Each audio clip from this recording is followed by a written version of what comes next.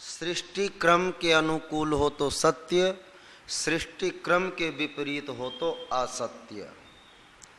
तीसरा, आप्त पुरुषों के विचार सत्य कहे जाते हैं और उससे विपरीत असत्य कहे जाते हैं। चौथा, आत्मा से परीक्षा करके जो सत्य सिद्ध किया जाता वो सत्य और उससे विपरीत असत्य। ये चार व्यवस्थाओं को हमने पिछले दिनों समझा। अब है प्रत्यक्ष आदि प्रमाणों से सुपरीक्षित। प्रत्यक्ष आदि 8 प्रमाण हैं, 8।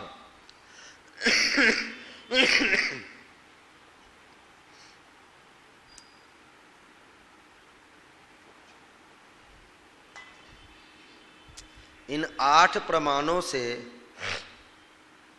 हम सत्य को और निखार सकते हैं।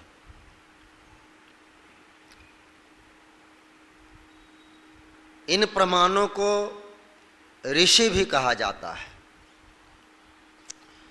क्योंकि ऋषि अपने जीवन में सत्य का ही अवलंबन करते हैं, असत्य और झूठ आदि का अवलंबन नहीं करते। इसलिए एक साधारण सा मनुष्य भी अगर सत्य की इस कसौटी को अपने व्यवस्था के माध्यम से सत्य और असत्य को निर्णय करने का संकल्प लेता है, तो ये समझ लेना कि उसने ऋषि परंपरा का अवलंबन किया। ऋषि दयानंद यही किए। उन्होंने ब्रह्मा से लेके जैमिनी पर्यंत ऋषियों को माना है और उन्हीं के अनुसार आगे की व्यवस्थाओं को बनाया है। इसलिए ऋषि दयानंद को भी हम ऋषि मानते हैं। उन्होंने बहुत बड़ा रिसर्च करके संसार को सत्य दिया है। अब अपने भक्तों को एक व्यवस्था दे दिया, ऐ परमपिता परमात्मा के मानस पुत्रों, तुम सत्य को सिद्ध कैसे करोगे, इसकी व्यवस्था को जान लो। और जनाते हुए उन्होंने कहा, जो विचार प्रत्यक्ष आदि प्रमाणों से सुपरीक्षित होता है वो सत्य होता है। इसमें पहला प्रत्यक्ष आया है। प्रत्यक्ष जो ज्ञान इंद्रियों द्वारा प्रत्यक्ष होता हो उसे प्रत्यक्ष ज्ञान कहते हैं। जैसे हम आपके मध्य में उपस्थित हैं, तो मध्य में उपस्थित रह के उपदेश कर रहे हैं, आप सुन रहे हैं, मैं बोल रहा हूं। तो आपसे अगर कोई पूछेगा आपने संजय सत्यार्थी का प्रवचन सुना है, तो आप कहेंगे हाँ मैंने तो प्रत्यक्ष सुना है। अगर हमसे कोई पूछे आपने ऋषि दयानंद को देखा है, तो प्रत्यक्ष तो देखा नहीं, लेकिन अप्रत्यक्ष देखा है। उनके चित्र को हमने देखे हैं और उनके विचारों को हमने पढ़े हैं। दूसरे के उपदेश के माध्यम से हमने उसे ग्रहण भी किया है ना। तो बेशक दयानंद से हम प्रत्यक्षदर्शी नहीं हैं, लेकिन दयानंद के विचार के हम प्रत्यक्षदर्शी हैं। हमने यह देखा है कि ऋषि दयानंद ने जो विचार दिया है, वेद विद्या को प्रमाण मानते हुए बिल्कुल अकाट्य है और असत्य है।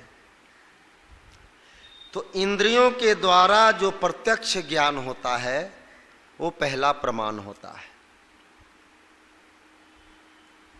इसलिए इंद्रियों को भी सजग रखने की आवश्यकता है। हम जब सभा में आते हैं तो अपने इंद्रियों को सजग रखें। बाद में कोई ये ना कह दे कि आप कुछ नहीं जानते। अरे मैं क्यों नहीं जानता, मेरे सामने उन्होंने उपदेश दिया है, मैंने सुना है, मैंने अपनी आंखों से देखा है, अपने कानों से सुना, मैं प्रत्यक्षदर्शी हूं उस काम का, उस कार्यक्रम का।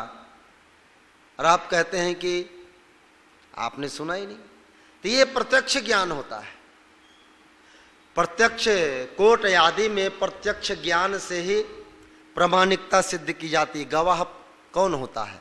जो प्रत्यक्ष देखा हो, और उस प्रत्यक्षदर्शी की गवाह कोर्ट भी मान लेता है ना। तो इसलिए सबसे पहले ऋषि कहते हैं प्रत्यक्ष ज्ञान मनुष्य के अंदर होना चाहिए। किसी की सुनी सुनाई बातों पर भी ध्यान नहीं देना चाहिए। प्रत्यक्ष ज्ञान अर्जित करो। दूसरी बात है अनुमान। एक को देखकर दूसरे से जानना। जैसे धुआं कहीं देख रहे हैं, धुआं जानते हैं ना, धुआं देख करके हम ये अनुमान लगा लेते हैं कहीं न कहीं आग जल रही है ना। इसी को कहते हैं अनुमान ज्ञान। और ये सत्य है। जब यहां हम हवन करेंगे, अग्नि प्रज्वलित होगी, और इसके बाहर जब धुआं जाएगा तो अगल बगल के लोग समझ लेंगे कि आर्य समाज में हवन हो रहा है। ये अनुमान ज्ञान होता है। उसके बाद उपमान, उपमान ज्ञान। वो क्या है? गुणों के मिलाने से जो वस्तु का ज्ञान प्राप्त होता है, गुणों को मिलाने से। जैसे एक आर्य समाजी प्रतिदिन संध्या करता है, हवन करता है, उनके आचरण वेदानुकूल है, तो नगर के लोग ये समझते हैं ये आर्य समाजी है, ये दयानंद का शिष्य है, दयानंदी है। क्यों? क्योंकि इसके गुण जो है महर्षि दयानंद के जो विचार हैं उनसे मिलते जुलते हैं, इसलिए दयानंदी है, यारी समाजी है। एक उदाहरण और है, गाय के जैसा ही नील गाय होता है। गाय के जैसा ही नील गाय होता है। यह भी एक उदाहरण है, उपमा दिया जाता है। गाय के जैसा नील गाय होता है। बहुत से उपदेशक प्रचारक उदाहरण देते हैं। भगवान राम के गुण भगवान कृष्ण में थे, उपमा देते हैं ना।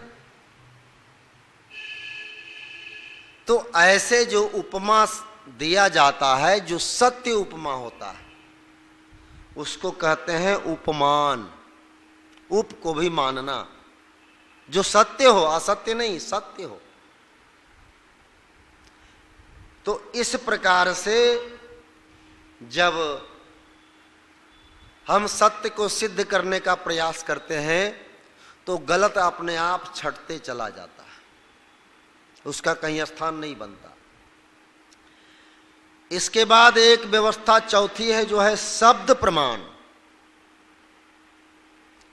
शब्द से भी सत्य को प्रमाणित सिद्ध किया जाता है। जैसे ऋषि दयानंद ने शब्द के माध्यम से ही संसार को उपदेश देकर सत्य को स्थापित करने का प्रयास किया। आज हम लोगों के कानों में ऋषि दयानंद के शब्द ही तो गूंजते हैं। वेद सब सत्य विद्याओं का पुस्तक है। वेद का पढ़ना पढ़ाना और सुनना सुनाना सब आर्यों का परम धर्म है। ये तो शब्द ही कह रहा है ना। ये जीवंत प्रमाण है। किसने लिखे?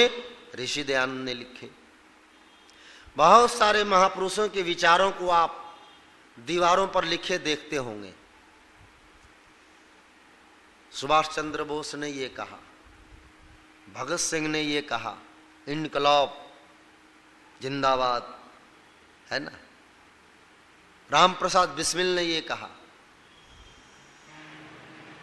तो ऐसे ऐसे जो महापुरुषों के शब्द जो अंकित देखते हैं पुस्तकों में अथवा दीवारों में, उसे शब्द प्रमाण कह सकते हैं। किनके विचार हैं? तो फलाने के विचार हैं। विचार ही तो शब्द बनता है। वेद का विचार है ओम विश्वानि देव सवितर्दुरितानि प्राश्व यद भद्रम तन्नयासु, जो शब्दों में सृजन हुआ है। तो ये शब्द प्रमाण भी सत्य को सिद्ध करता है, और शब्द प्रमाण से ही हम संसार को सत्य की ओर ले जाते हैं। शब्द से ही लोगों को प्रभावित किया जाता है। अगर हम अपने मुख से गलत शब्दों का प्रयोग करें तो लोग ज्यादा प्रभावित नहीं होंगे, लोग निंदा करेंगे, ये फलाना व्यक्ति ने ठीक नहीं कहा। शब्द से बहुत बड़े बड़े अनर्थ हो जाते हैं, और शब्द से बड़े बड़े अर्थ निकलते हैं। शब्दों का इतना महत्व है। चाहे रामायण काल को ले लीजिए, महाभारत काल को ले लीजिए, शब्दों ने सत्य को स्थापित करने का प्रयास किया है। जब अर्जुन उद्विग्न हो गया था, हथियार डाल दिया था और कहा था ये मेरे दादा, ये हमारे गुरु, ये हमारे चाचा, ये हमारे भाई, ये हमारे पोते, ये हमारे बेटे, हम किससे युद्ध करेंगे? अपनों को मार के युद्ध नहीं करेंगे, राज नहीं चाहिए हमें अपनों को मार करके। तब क्या हुआ था? भगवान कृष्ण ने उपदेश दिया था, शब्द का प्रयोग किया था। और कहा जाता है शब्दों का तीर इतना तीक्ष्ण होता है जो अंदर तक बींध देता है। भगवान कृष्ण ने गीता का उपदेश दे करके वैसे ही तीर चलाए थे, जिस तीर के प्रहार से अर्जुन के अंदर सारी व्याधि समाप्त हो गई, मन निर्मल हो गया और पुनः युद्ध के लिए तैयार हो गया। ये शब्दों का ही प्रभाव था ना, क्योंकि कृष्ण तो आप्त पुरुष थे। एक साधारण से पुरुष की बात तो मान लेते हैं, चलो कोई बात नहीं, लेकिन आप्त पुरुष के मुख से जो शब्द निकल रहे हैं, वो शब्द कहां जाकर किसको बींधेगा ये कुछ कहा नहीं जा सकता। इसलिए जो बड़े बड़े लोग होते हैं ना, वे बड़े गंभीर होते हैं, नाप तोल कर बोलते हैं, नहीं तो उनके शब्दों के अर्थ को अनर्थ कर दिया जाता है। बड़े संयम से जीते हैं, बड़े संयम से बोलते हैं। वे जानते हैं कि मेरे द्वारा कहे गए एक शब्द बहुत बड़ा अर्थ भी कर सकता है, अनर्थ भी कर सकता है। इसलिए प्रत्यक्ष आदि प्रमाणों में शब्द प्रमाण का बहुत ही महत्वपूर्ण स्थान है। हम आप्त पुरुषों ने जो विचार दिए हैं, जो शब्द कहे हैं, शब्दों के माध्यम से जो उपदेश दिए हैं, उन उपदेशों का ग्रहण करना मनुष्य का कर्तव्य बन जाता है, क्योंकि इससे सत्य सिद्ध होता है। जैसे ऋषि दयान ने आर्य समाज की स्थापना कर दी, और ऋषि दयान ने यह कह दिया वेद का पढ़ना, पढ़ाना, सुनना, सुनाना सब आर्यों का परम धर्म है। उनके तो ये शब्द हैं। आपसे पूछे ये शब्द किनके हैं, तो आप तुरंत कह देंगे ऋषि दयानंद के शब्द हैं। जब ऋषि दयानंद ने ये शब्द दिया हमारे बीच में, तो हमारा कर्तव्य है ऋषि दयानंद के उन शब्दों का हृदयंगम करना।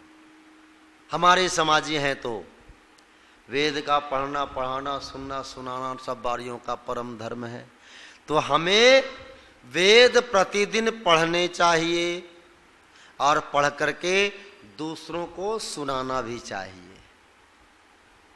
शब्द प्रमाण से ही संसार में प्रचार होते हैं, वेदों के प्रचार होते हैं।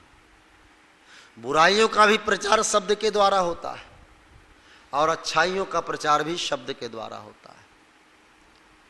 आज बड़े बड़े धर्माधीश बने हुए हैं, वे शब्दों के माध्यम से गलत प्रचार करते हैं तो संसार में गलत मैसेज जाता है।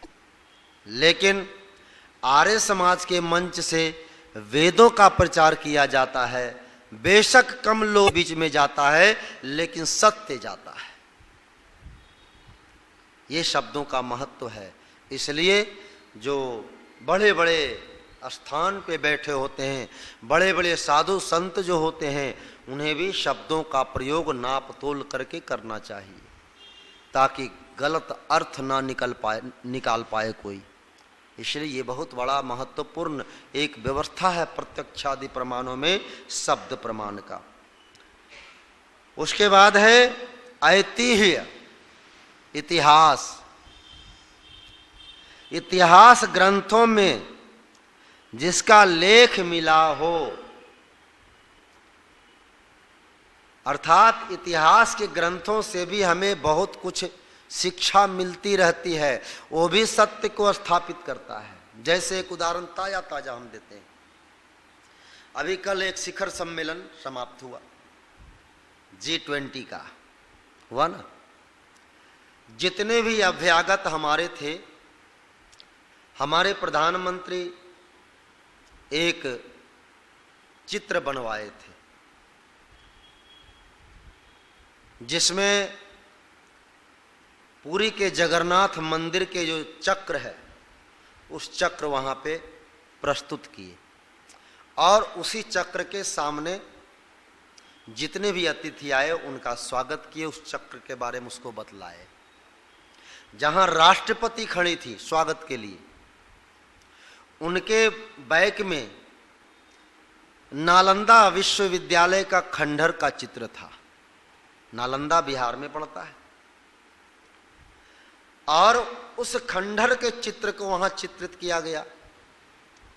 उस चित्र के बारे में अभ्यागत अतिथियों को समझाया गया, बताया गया कि ये नालंदा के खंडहर का चित्र है जिसे बख्तियार खिलजी ने आज से 1000 वर्ष पहले जला दिया था, जिसमें 5000 विद्यार्थी पर 10,000 विद्यार्थी पढ़ते थे। 10 नहीं 50,000 विद्यार्थी पढ़ते थे, 10,000 शिष्य ये गुरु थे वहां पढ़ाने वाले। और इतना बड़ा वो ज्ञान का भंडार था जिसको बख्तियार खिलजी ने जलाकर तहस नहस कर दिया। सारी दुनिया को हमारी सरकार ने ये बताने का प्रयास किया। तो ये कहां से प्रयास किया? इतिहास से प्रयास किया। अगर इतिहास में ये अंकित नहीं होता तो बताओ ये सत्य सिद्ध हो पाता? अरे बख्तियार खिलजी ने जलाया है, उसे सारी दुनिया को दिखा रहे हैं। ये कैसे फिरके के लोग हैं जो ज्ञान को भी नहीं छोड़ते। और जानते हैं क्यों जलाया था? बख्तियार खिलजी बीमार पड़ गया था, उस लगभग मरणासन अवस्था में पहुंच गया था। किसी ने कहा कि नालंदा में एक वैद्य रहता है, उस वैद्य से दिखला लो आप। उस वैद्य को बुला के लाया गया, बख्तियार खिलजी को का इलाज किया उस वैद्य ने, और उस वैद्य के इलाज से बख्तियार खिलजी ठीक हो गया। जब ठीक हो गया तो नमक हरामी उसका देखिए, वैद्य से पूछा कि तुमने कैसे ठीक किया, ये विद्या तुमको कहां से प्राप्त हुई? तब उसने कहा नालंदा विश्वविद्यालय से ये विद्या हमें प्राप्त हुई। तब उस व्यक्ति ने अपने सैनिकों को आदेश दिया, कहा कि उस विद्यालय को खत्म कर दो, जब तक इस विद्यालय को खत्म नहीं करोगे इसकी विद्या को नष्ट नहीं करोगे तब तक इसका ज्ञान बढ़ता रहेगा। और बख्तियार खिलजी ने नालंदा विश्वविद्यालय में आग लगवा दी। जिसने उसका जीवन बचाया उसे मरवा दिया और उसकी विद्या में आग लगवा दी। इतने नमक हराम होते हैं ये लोग, कल्पना कीजिए। इसी बात, इसी इतिहास को हमारी सरकार ने दूसरे राष्ट्राध्यक्षों को बताने का प्रयास किया। यह इतिहास का कड़वा सत्य है। हमने बहुत बताए, हमारे यहाँ लाल किला है, हमारे यहाँ ताजमहल है, हमारे यहाँ कुतुब मीनार है, पर यह किसी ने बताने का प्रयास किया नहीं किया कि हमारे यहाँ एक विद्या का भंडार भी था जिसे बख्तियार खिलजी ने जला दिया था। इस इतिहास को दबाया गया। इसलिए इतिहास से भी बहुत बड़ी प्रेरणा मिलती है, इतिहास से भी हमें शिक्षा मिलती है और सत्य हमारे सामने प्रकट होता है। इतिहास से ही तो राम को जानते हैं, राम इतने बड़े महापुरुष थे। इतिहास से हम कृष्ण को जानते हैं, कृष्ण हमारे महापुरुष से। जितने भी राजे महाराजे हुए हैं, स्वामी दयानंद जी महाराज ने अनेकों राजे महाराजे का चित्रण किया है। तो ये सारे इतिहास का विषय है जिसे हमारे सामने लाकर प्रस्तुत किया गया। इसलिए इतिहास भी बहुत बड़ा एक सुरक्षा कवच हमें प्रदान करता है सत्य को स्थापित करने के लिए। हमें इससे शिक्षा लेनी चाहिए। इसके बाद है अर्थापत्ति। एक बात के कहने से दूसरी बात मिथ्या सिद्ध हो जाए। एक बात के कहने से दूसरी बात मिथ्या सिद्ध हो जाए, इसको कहते हैं अर्थापत्ति। जैसे स्वामी दयानंद ने कहा, वेद सब सत्य विद्याओं का पुस्तक है। तो इससे इतर जितने भी धर्म के नाम पर पुस्तक चला रखे वो सब अपने आप धराशायी हो जाते हैं। चाहे पुराण हो, बाइबिल हो, कुरान हो, आदि जो भी हो, मजहबी ग्रंथ, सारे धराशायी हो जाते हैं, क्योंकि वेद सब सत्य विद्याओं का पुस्तक है।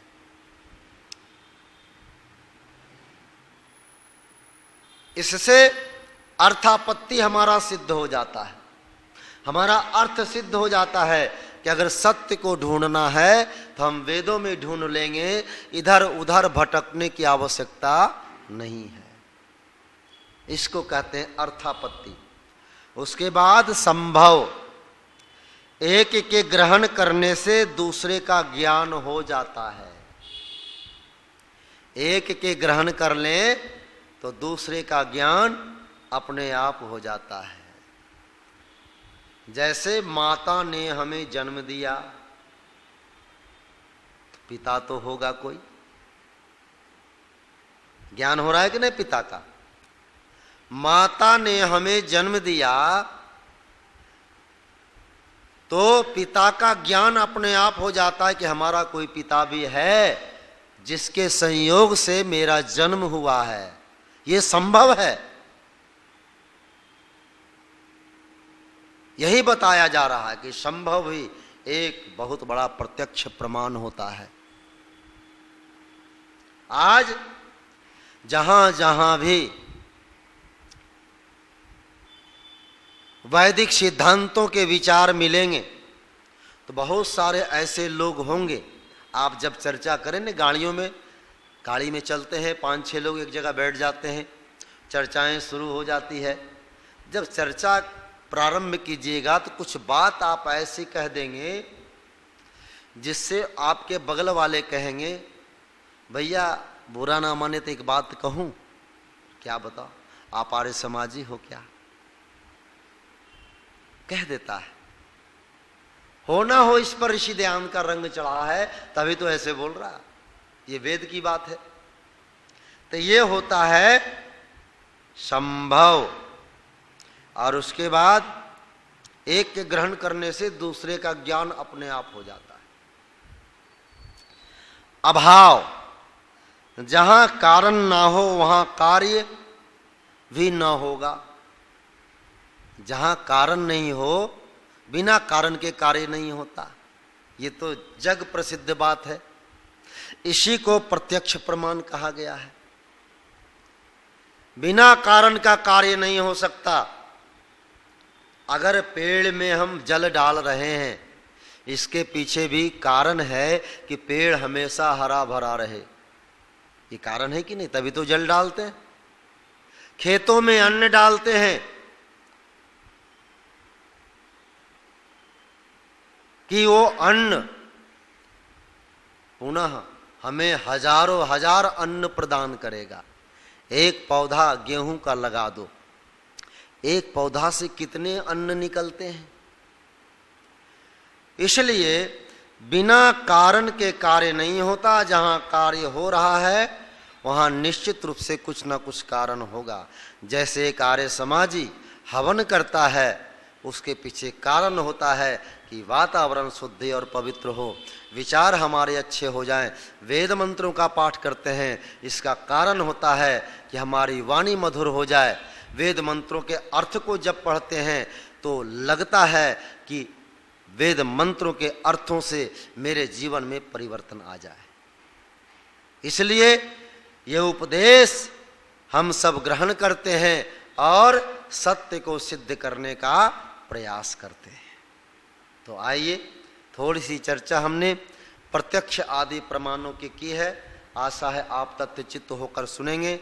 आप सबका बहुत बहुत धन्यवाद। शांति पाठ।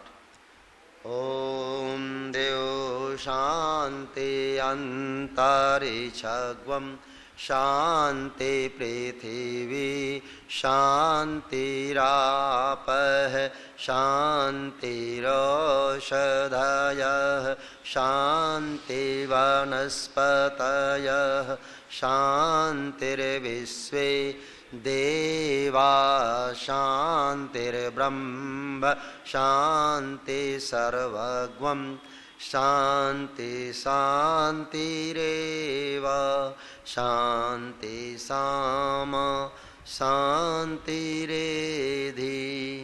ओम शांति शांति शांति। ओम। जो बोले सो अभय। व्याकरण सूर्य गुरुवर ब्रजानंद की, जगत गुरु महर्षि दयानंद की, भगवान राम की, योगेश्वर कृष्ण की, गौ माता की, भारत माता की।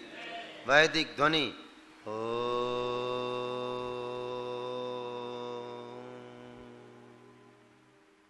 वैदिक अभिवादन सभी को सादर नमस्ते।